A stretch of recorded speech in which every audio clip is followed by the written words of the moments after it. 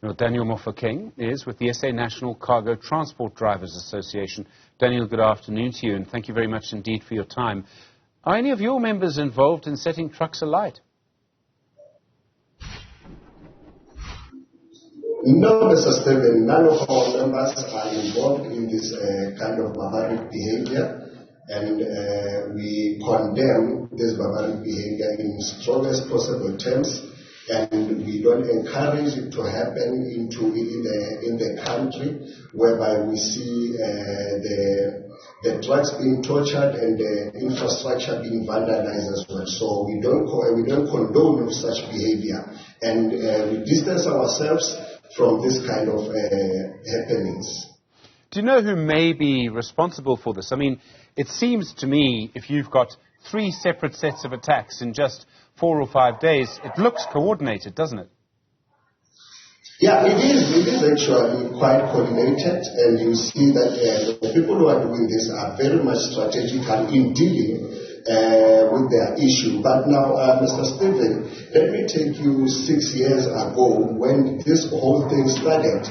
You were still at SAFM, where you started interviewing us on the same issues. So we know that when these incidents are happening, it is purely because of the employment of the foreign nationals, of which currently we see that it is actually unled, that there is no one who is coming to the front and tell us as to or take accountability on the incidents that are currently happening. And that is exactly what we have raised in the previous task teams, whereby we told the minister to say, Minister, if this matter is not attended properly, it will definitely go out of hand, whereby we will see such things happening without anyone coming to the fore. Because as the leaders, we have tried, we have failed, because our own government does not want to deal with this particular topic. And Stephen, this matter is actually a legislative matter.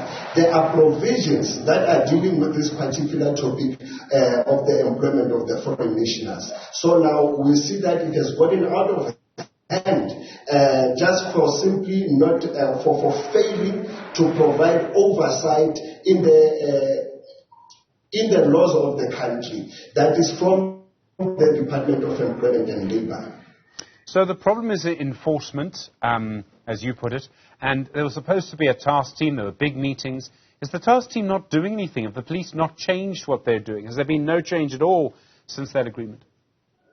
There hasn't been any changes, Stephen, because even the task team has actually failed to engage with the drivers. You know, most of the times when we attend such big meetings, it becomes like a stage whereby the ministers will come and behave like the celebrities without dealing with the matters, dealing with, I don't know how to put it, dealing with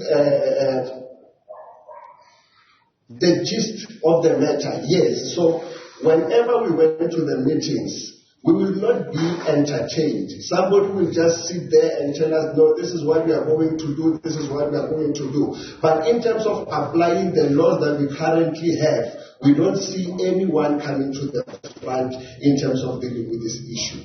Do you think the police are just scared to? I mean, in the end, it is about the police who have to, find out how many drivers there are who are South African, find out how many drivers there are who may be foreign nationals, find out who's breaking the law and who's not breaking the law. The Labour Department has inspectors. They're supposed to do it too.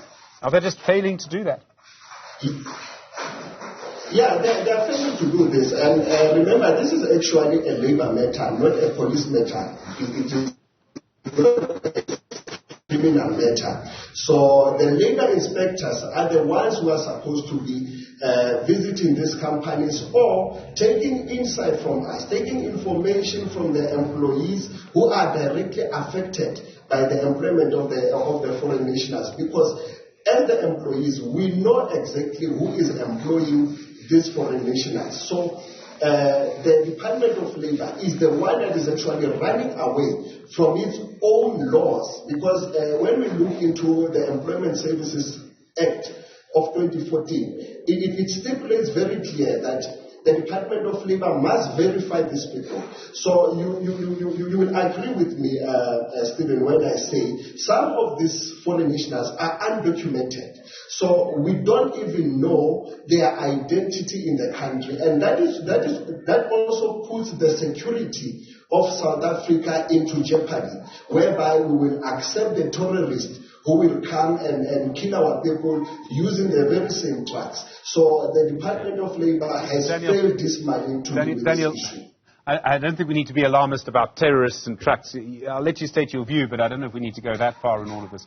The real problem, of course, is, and I heard your condemnation of the violence, and that was obviously correct, Yes. is that if nothing changes, if the police, or, correctly as you say, the Labour Department doesn't do its work, if you're ignored in these meetings and the other drivers that you represent are ignored in these meetings, what's going to happen? Are we just going to have more attacks on trucks because people are feeling ignored, they're feeling not consulted, they're feeling that they're not able to get jobs that they believe they should get?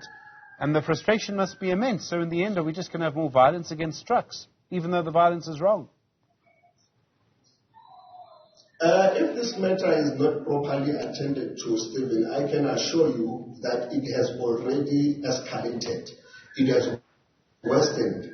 And we don't know how far it will go after this recent or today's attacks. So if there is no proper mechanism that is put into place to deal with this matter, we will see more of worse things happening when coming to this issue. Daniel Mofokeng, thank you. The SA National Cargo Transport Drivers Association, an important voice in all of this.